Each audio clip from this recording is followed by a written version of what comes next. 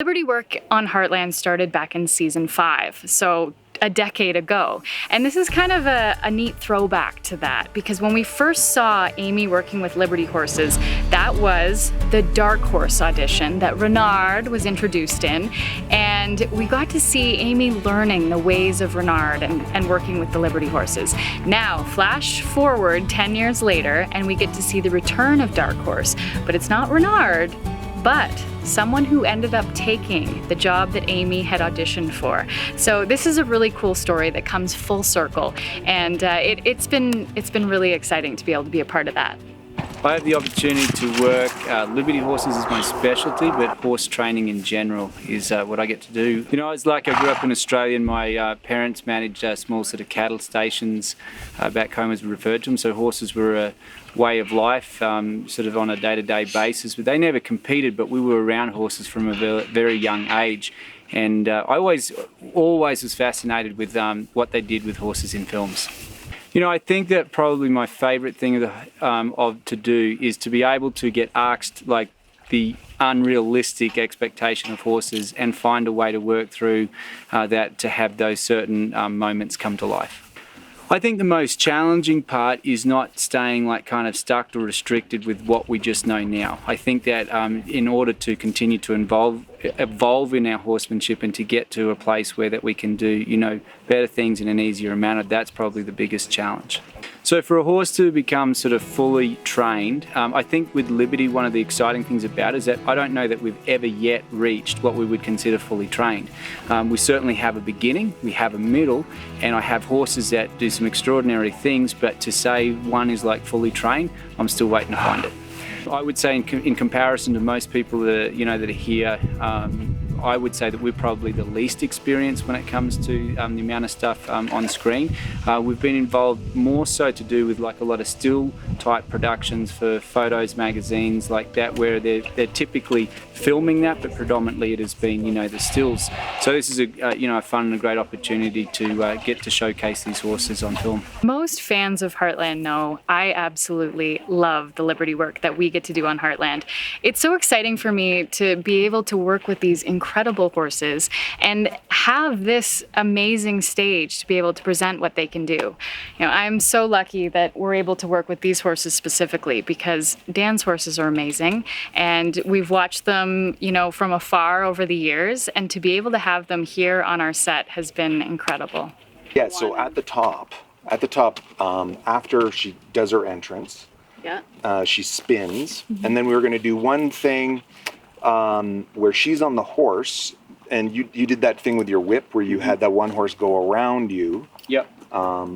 So do that and then inviting. Perfect. Horses don't care about continuity, as it turns out, so it's up to us to try and get them as close as we can. Our editors, however, pull off some magical things to work around our mistakes or the things we can't control.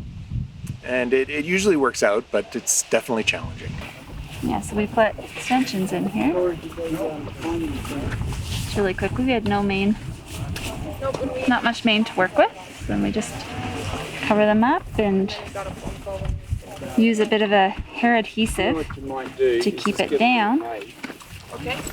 Because this one's in a bit of an action scene, a really quick scene. Lots of movement. So I get to stay on top of the mane. So this one's gonna double. Got some sweet stunts. So he gets to double the other guy. And he got extensions put in today. I never really thought that I'd be putting special effects on horses when I first went to school, but I'm really glad that that's what I get to do.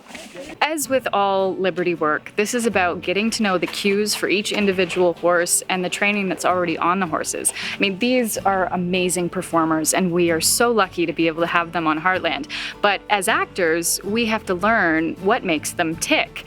And on Heartland, we always use very talented stunt performers to make us look the best that we can be.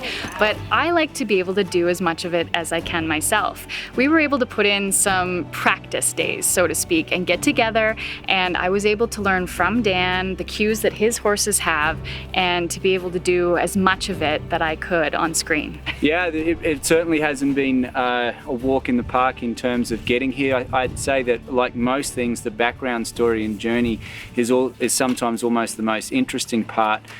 Just to actually get across the border, and that we're jumping through a lot of hurdles, given the pandemic, and as things have started to ease up, we were able to get across, and we got to enjoy Canada. Well, at least Pincher Creek. I shouldn't say all Canada, but Pincher Creek down there, and got to see some beautiful parts. It's one of the very first times that I've had the opportunity to see this part of the country when it's warm. It's been great. Of course, everybody knows Heartland. My family and friends and that, and I know that they'll be very excited to get to hear that we got to come out here to the Heartland, and of course meet the crew and the staff and everybody out here. It's been a real pleasure.